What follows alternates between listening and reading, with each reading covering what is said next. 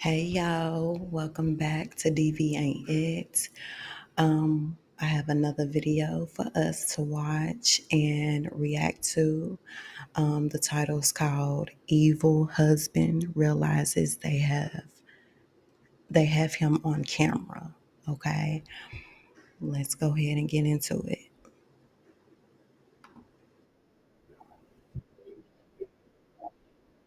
Why? Because you choked that girl out, shoved her head into that bathtub until she drowned. Then you politely and quietly grabbed your and you fled the scene. And then you sit here and cry crocodile tears about doing it. This is 36-year-old Brandon Garrett. On the morning of May 1st, 2019, his wife Jessica Sullivan was found dead in her bathtub from what appeared to be strangulation and drowning. 3 days prior to her death, Jessica called her sister and told her that she had made Brandon move out after he broke down their apartment door and strangled her. Brandon claimed he didn't remember doing it, but he left anyways and began staying with a friend from work. When Jessica didn't appear for her shift at work, the police were called and a welfare check was done on her home. After they found Jessica's body, the police asked Brandon to come in and give his statement. And when I woke up this morning, I just remember waking up like around early, like 3, and I just felt this cold feeling in my body. And I just texted her, like, "Are you okay? What's going on?" And I got no response. I got no responses. I've been texting her all day. I've been calling her. Um, I know her, so instead of me, I stopped messaging. I stopped calling her. So I was like, well, let me just check and see if she's at work.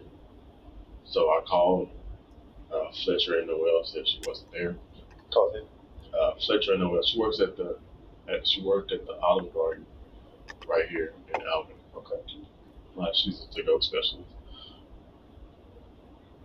I talked to them on the phone. And when did you talk to them on the phone? This morning, like early, like after it was, but she has to be there at 9. But I remember, I think the first phone call around there was like around 10 because I checked to see if she's at work. When they told me that she wasn't there, they were just like, yeah, that's not like her. She does not show up. So my second option was, okay, I know that we had discussions about the kids being having a perfect attendance at school. So I called the school to see if the kids went to school. When they told me the kids weren't in school, I knew something was wrong. Um, I was calling her mom. Her mom was like, just give her time. Just give her time.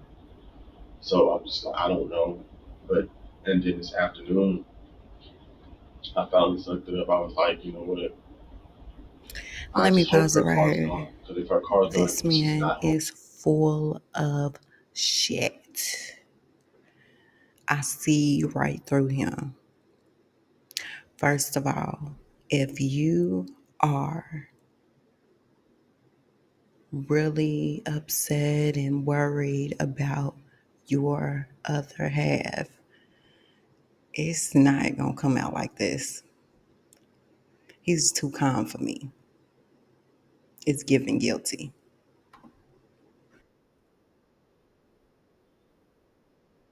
I mean, she didn't do what I think she did. So I called Ashley in the office. Well, I just called the front office, but Ashley answered the phone. And I said, can you do me a favor? Can you please go check to see if my wife's car is in the parking spot, 1502? But she said, okay. And then I think that's when you called me back. Okay. So the last time that you spoke to her on the phone was? Last time I spoke to her on the phone was, what is today? It was Tuesday. It was Tuesday. Tuesday evening. It had to have been like around 9ish. I don't remember exactly what time it was, but she asked me to FaceTime her, and then she FaceTimed me. And where were you at? I was in the trade in the apartment, trade winds of Blueprint.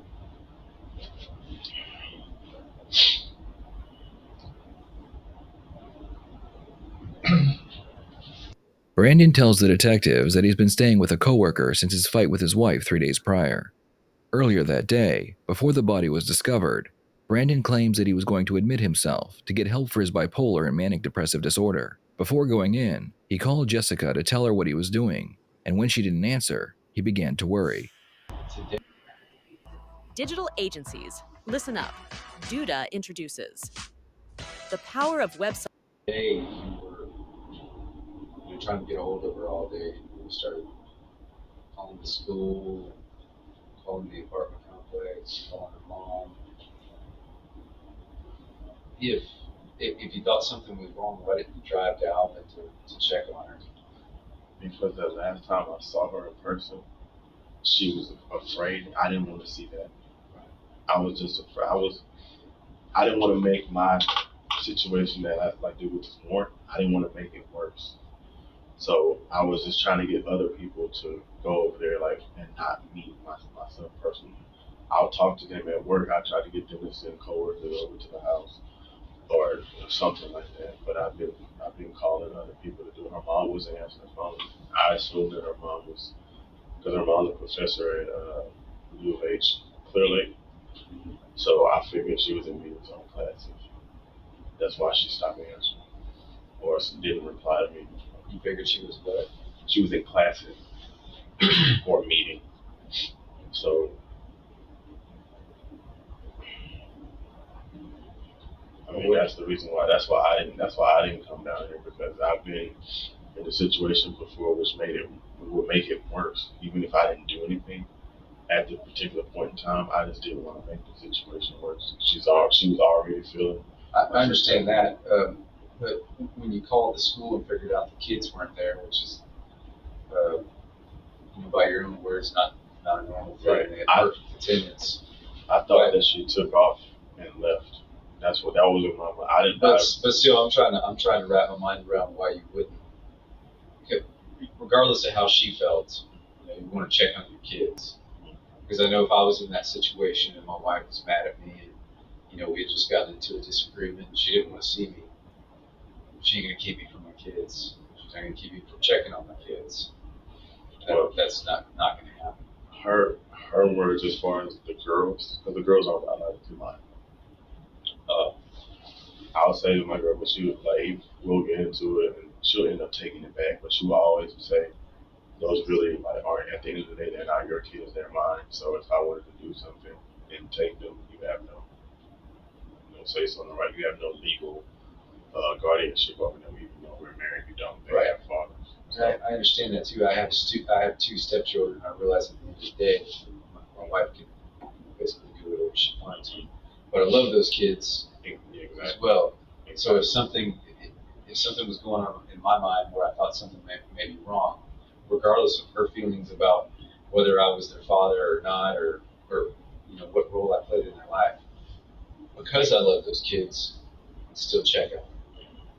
And that's why I was calling the school and trying to see if they were at school or what have you. That's why I was calling. But the reason I did not come to Alvin is because I did not want to say, for instance, she was at the house and I show up and now the girls are there. Like I didn't want her to be scared and acting like that in front of the girls. So that's why I didn't come. Like I was thinking about them. That's why I didn't come.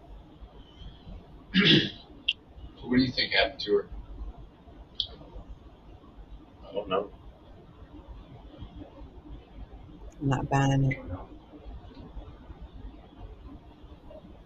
I don't know. I mean, I thought the other detective was the one that took my phone and everything. I thought he was you. I didn't, I couldn't recognize the voice, and now I'm listening to your voice. It's the same, but I have to be like, am I gonna be able to see her? Are you gonna be able to see them? Yes. Yeah, I mean, I want to see my wife. Um, and I'm not going to lie to you and tell you that you're going to be able to or not. I don't know that. Besides the fact that Brandon has shown little emotion after finding out his wife was dead, he hasn't asked how she died. When they told him to come in for questioning, he was only told that she was dead and nothing more. The detective is about to tell him how they found his wife's body. Well, she was found face down in a full bathtub. That's how she was found. watching you. That's taking it serious. She didn't just fall in that bathtub. She didn't put herself down in that bathtub.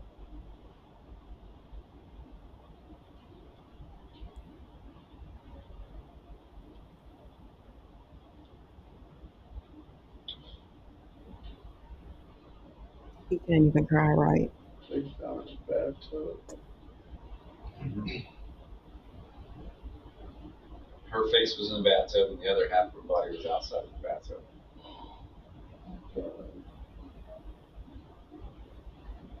So you can imagine how that looks.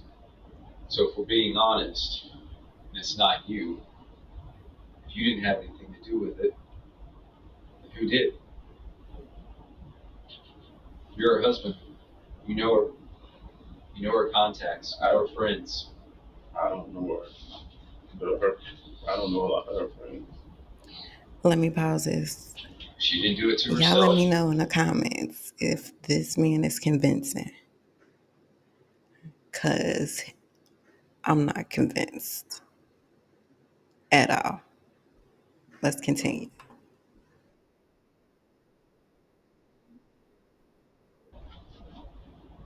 Those two little kids in that apartment didn't do it to her.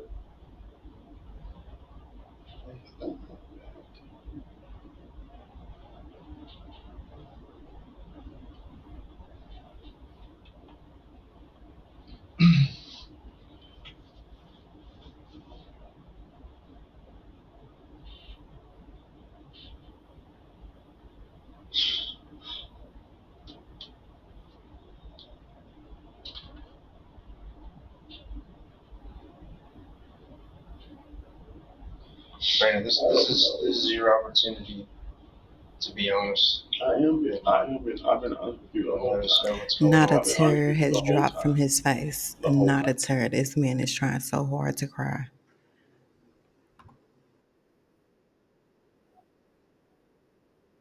I've been honest with you the Brandon, entire time. I don't think you have been honest. I have, yes. Because for one, 95% of this time that we've been talking to you, you haven't looked at us. You stared at the ground the whole time. I'm You've only looked when you want to see our reaction to things that you say. That's the only time that you've looked at us. no, Yes. no. That's not true, sir. Yes, sir, it is. This is not my first rodeo. No, it's not yours. But there's things that we look for that are indicative that someone's not telling us the truth. I So far, man, you've been spot on almost every one of them. I have a problem with So that. this is your opportunity. Maybe you made a mistake. Maybe something bad happened. Maybe y'all had an argument. We don't know. We need you to fill in those details. But if you want to play games and if you want to say that I don't know what happened, I wasn't there, and later on we get results from the autopsy, we get your cell phone records, you get all this evidence that says otherwise, it's not going to be good for you, man. And that's the thing, man. He's right. The truth is going to come out one way or the other. And whether you give us your version of events now, which I'm going to be honest with you, I don't believe. But we've got a mother of two little girls here. We're not going to stop until we find out what happened to her. So this is not going to go away. You can sit here, you can tell us that you were at work, or you stayed with a friend, or you called all these people, checking on your wife. Yet at no point did you attempt to check on your wife. You went through all other means, but we will find out what happened. And I'm not trying to be a jerk to you, man. Just, I mean, there also comes a time where you got to own up to what happened.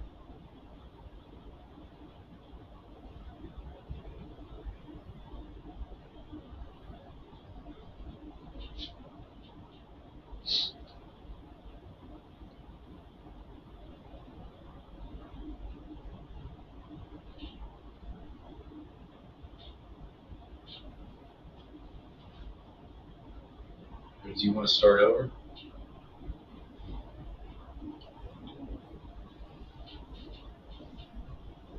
Brandon spends the next 30 minutes looking at the ground while the detective explains that he needs to be honest. At one point, Brandon says that he knew about a man that had been trying to date Jessica, but she turned him down, and maybe he could be the killer. The detectives immediately shoot down this idea and continue to accuse Brandon of being the murderer. Healthcare has always been a passion for me. Honestly, I just have a big heart for it. This is the beginning of my journey. If that's what you want to stick with, let me recap it for you. You stayed with a friend last night. Last time you saw her was Monday. You called everybody but her to check on her. That part not true. You never came to town to check on her, yet you were so worried about her. And when the police finally called you, told you that she had died, you just drive around in circles instead of coming to talk to us.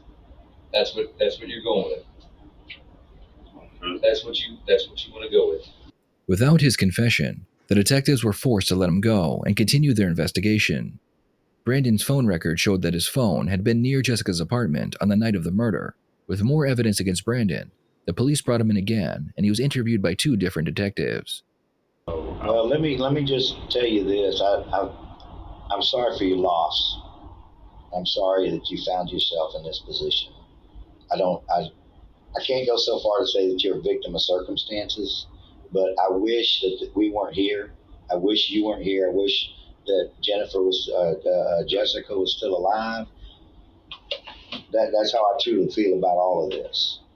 But unfortunately, I got to be involved, and we got to be involved just by the nature of what's taking place. Our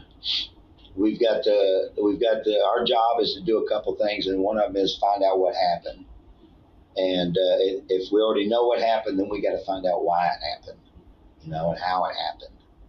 And a lot of times, if we know what happened, we know how it happened. But sometimes the hardest part is finding out why it happened. If, for example, and I'm gonna give you a scenario here, if a guy breaks into a store and he steals a bunch of cigarettes, cartons and cartons of cigarettes, and then he gets arrested as he's coming out of the store. Okay, as far as anybody's concerned, we got a burglar. Guy came in, he stole a bunch of cigarettes, we caught him in the act. But what we don't know is why. And everybody's gonna say, why you need money about dope? But that's not necessarily all the reasons that people steal, do burglaries. I've been doing this long enough that I know a lot about it. Sometimes people are trying to pay for things. Sometimes people don't want to get evicted. Sometimes people don't want to lose their cars. Sometimes people want to put food on the table for their families. And they get so desperate because they can't find work, or they can't get work, or they can't find any other of means to money. So they steal stuff so they can sell it or pawn it or whatever, get that money. So there's always another side to the story. There's always another reason that things do what they do, people do what they do, or the reason things happen the way they happen. I personally think that if there's a judge or a jury or there's other people making judgments, that they need to know the whole story.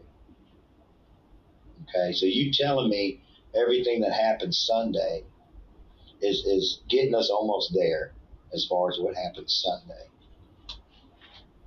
Uh, in those regards, Yeah, to the west. but it's not complete. Okay, I know enough about bipolar. I know enough about depression that we really don't black out. We don't really fly in a rage. People use that expression a lot. And when they use that expression, it doesn't really mean what people interpret it to mean. Okay? Sometimes when people black out, they basically mean that they did something, they were aware they did it, they just didn't have any control over themselves. So they use the expression blacked out. And so when you sit here and tell me that you blacked out, I've got to take that with a grain of salt. You know what I'm saying? I can't I don't know, for lack of a better term, I can't accept that explanation. You see what I'm saying? You don't have to answer to me, but eventually you're going to have to answer to a couple people. Let me pause One of this. them might be a judge. And again, you can watch this full interrogation video at Red Tree Stories. I'm seeing guilty all over him. Everybody just be careful who you get in a relationship with, who you have kids by, who you fall in love with. These type of people is making it even more dangerous to even speak of love. And love should be love, should be exactly that. Love should not be death. Love should not be anger. Love should not be brutal when angry. No, love is love, so, and I'm going to finish it out like this. If they do not appreciate your presence, bless them with your absence. Have an amazing day.